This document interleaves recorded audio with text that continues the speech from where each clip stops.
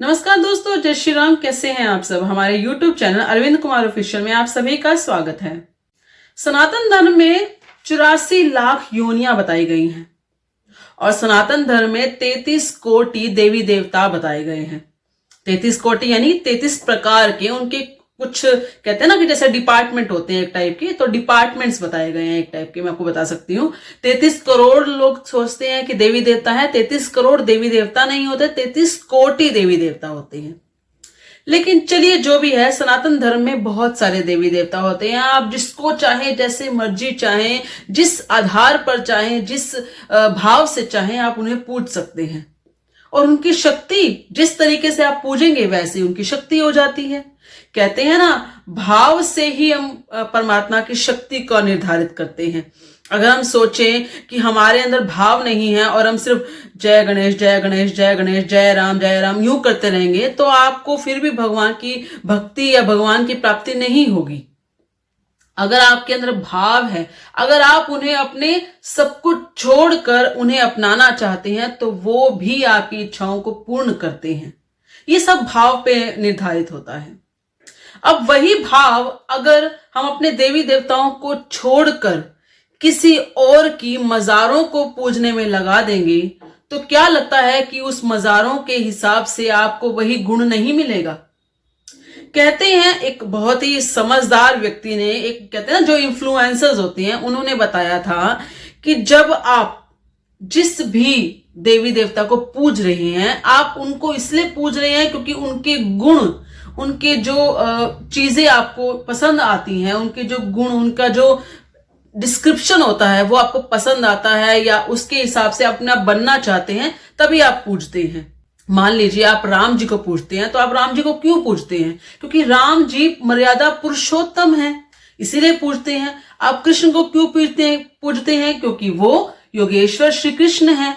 उनके गुणों से ही तो उनका आंकलन होता है, उनके गुणों से ही तो पूजा जाता है।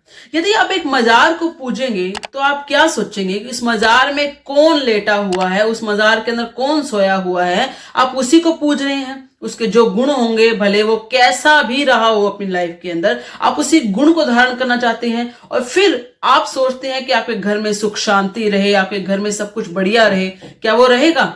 मान लीजिए एक बार रह भी जाएगा, लेकिन एट द एंड उसका नेगेटिव प्रभाव तो आपकी लाइफ पे पड़ेगा ही, और पड़ता भी है। इसलिए मेरे विचारों से तो लोगों को, जो खास तौर पे हिंदू हैं, उनको मजारों पे जाना छोड़ देना चाहिए। क्या आपने कभी देखा है किसी मुस्लिम को किसी मजार को पूजते हुए? कभी नहीं। वो कभी अपनी मजारों को नहीं पूजते। वो सिर्फ वेट करते हैं कि कब हिंदू आए, चादर चढ़ाए, कब हिंदू आके पूजे। उनको कहीं ना कहीं मतलब अपने तरीके से वो उनका बताते रहते हैं कि आपको ये करना है, वो करना है, वगैरह वगैरह जो भी है उनको इंस्ट्रक्शन देते रहते हैं। लेकिन हमेशा हिंदू पूजने जाता है मजार को, कभी किसी मुस्लिम को देखना कभी नहीं पूजेंगे, क्योंकि उनको मालूम है मजार में जो सोया हुआ है, मजार में जो लेटा हुआ है, वो किसी ना किसी का, क्योंकि इनके यहाँ जो मजारें बनती है ना, किसी को गाजी कहते हैं, किसी को क्या कहते हैं, ये जो वर्ड इनके जो होते हैं ना, इस तरीके से ही वो वर्ड उनको बनाते हैं जो जिस हिसाब से एक क्राइम करके आता है। पहले के टाइम में गाजी या कोई भी वर्ड किसी को उपाधि दी जाती, तो इसलिए कितने लोगों को वो मार कर आया है, कितने लोगों का वो कत्ल करके आया, उस हिसाब से उनको उपाधि दी जाती थी। ठीक है, आजकल शायद वो चीजें नहीं है, लेकिन मजारों को बनाने का सिर्फ एक ही मकसद होता है, ताकि उस जगह को हथिया लेना। इसको लैंड जिहाद बोलते हैं। लेकिन अगर इंसान हिंदू है और वो मजारों को पूजने जा रहा है, तो वो ये सोच के जा रहा है कि इस मजार से मुझे कुछ मिलेगा, और होता उसका नेगेटिव प्रभाव है। एक बार चाहे नहीं होगा, लेकिन बाद में नेगेटिव प्रभाव को दिखेगा। अब मैं ये सब बातें क्यों बता रही हूं?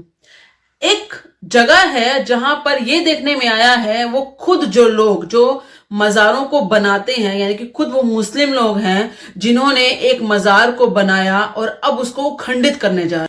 और खंडित करने की सिर्फ और सिर्फ वजह ये है कि उनका कहना है कि हमारे ही जो उनका पंथ है, वहां पर कुछ पुस्तकों, कुछ बुक्स में लिखा हुआ है कि लोग कई दिमाग के ऐसे लोग होते हैं जो जानबूझकर मज़ारों के रूप में घोड़े गधे इनको दफना देते थे और उनको मज़ारे बना देते थे, और जाकर मतलब उस जगह को हथियाने की कोशिश में वहां पर उनकी जो भी है नमाज वगैरह करने लगते थे, और लोग आते थे वहां सोचते थे कि शायद मज़ार है और लोग उसको पूजने लग जाते थे। तो उन्होंने कहा कि ये वही मज़ार है जहां पर एक घोड़े को दफनाया गया था, और उस घोड़े को दफनाने के बाद किसी ने उसके ऊपर चद्दर चढ़ा दी, और उसके बाद वहां पर पूरी जगह को एक मस्जिद में बना दिया गया, मस्जिद बना दी, और उस मस्जिद को लोग पूजने लग गए, वहां जाके नमाजें पढ़ने लग गए। अदरान इस्लाम, आज हम लोग पूरी जमात के साथ सफर के दौरान रंगनापाडू डिस्ट्रिक्ट नेल्लोर आंध्र प्रदेश में मौजूद है।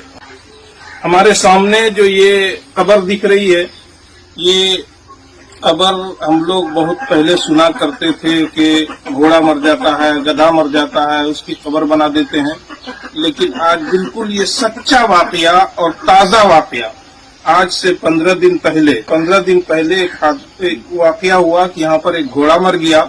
इस गांव वाले ने घोड़े को दफन करके ये देख रहे हैं कि ये उसका कब्र बना दिया है, और उस पर बाज़ाब्ता चादर चढ़ी हुई है, फूल डला हुआ है। ये लोग इस पर जियारत करते हैं, फातिहा पढ़ते हैं, और पता नहीं आगे चल करके ये बिदात और खुराफात इंसान को कहाँ तक ले जाएगा, पता नहीं। इस पर फिर जलसे हुआ करेंगे।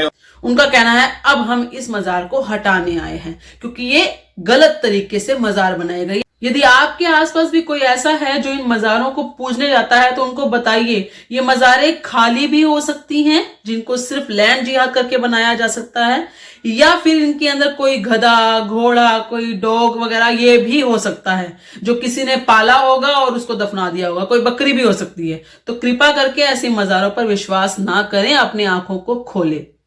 आप इस बारे में क्या सोचते हैं, अपने विचार जो भी हैं कमेंट में जरूर बताइएगा। इस वीडियो को लाइक और शेयर जरूर कीजिएगा। धन्यवाद। जय श्री राम।